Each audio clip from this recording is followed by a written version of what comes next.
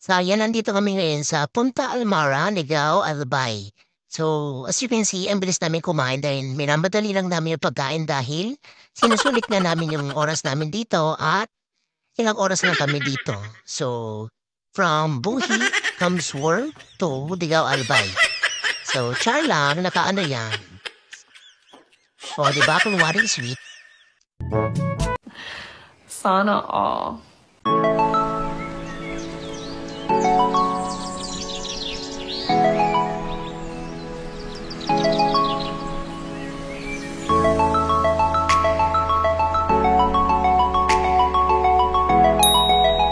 Maganda talaga magbakasyon kapag nasa beach. Kasi nasusulit mo talaga yung oras at yung view. At the same time, masusuot mo yung gusto mong suotin na hindi mo kailangang pagalitan ng asawa nyo. Diba? Dahil pag nasa beach ka, nasusuot mo yung mga gusto mong two-piece or yung mga pa-sexy nang hindi nahihiya. Kasi diba, nasa beach ka. So, andito nga pala kami sa Punta Almara, Ligao, Albay. At bakasyon kami ng asawa ko dito.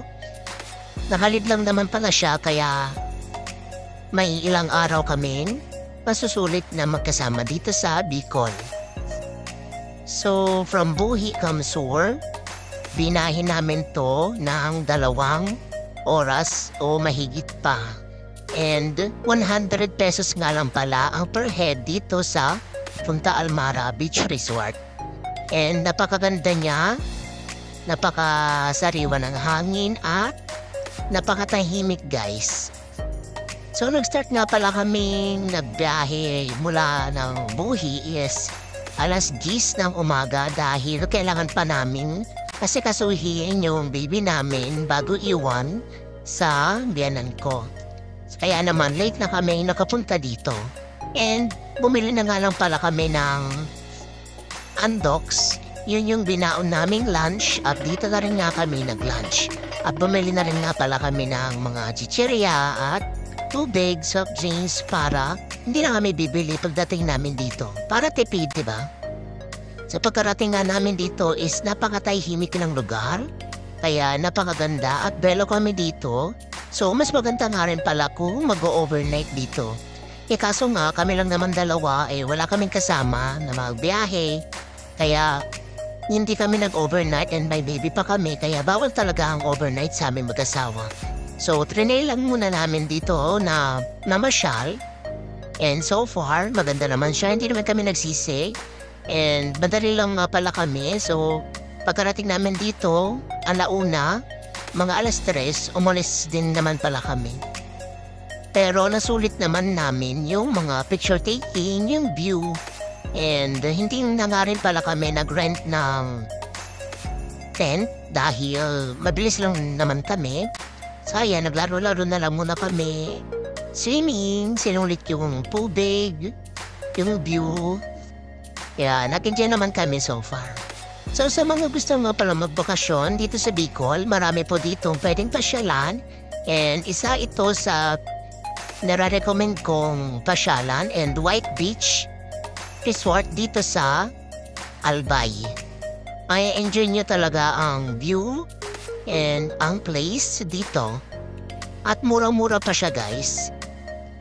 And as you can see, na-enjoy naman ng asawa ko yung bakasyon niya dahil naka 15 days leave nga lang pala siya. And by the way, umuwi nga lang pala kami dito para magpabinyag at magpa-birthday ng anak namin. Na-enjoy naman niya. Oh my God! Gudapin na pin niya. So as you can see, nag-i-snack pa lang kami. And pagkarating nga pala namin dito is kumain muna kami and naglatag lang nga pala kami ng scarf ko para hindi na kami nag-rent ng tent.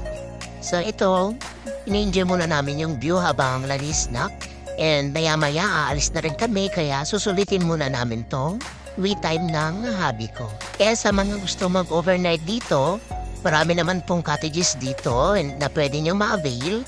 And by the way, marami nga palang iba't ibang marerentahan dito guys. So itong nirentahan namin is punta Almara Beach Resort 1 and may 2 siya, and yung sa likod namin, iba-ibang klase din siyang resort. So, isang hilera lang sa beach pero iba-ibang babayaran ganon. So, nakikita nyo na lang yan pag pupunta kayo dito guys.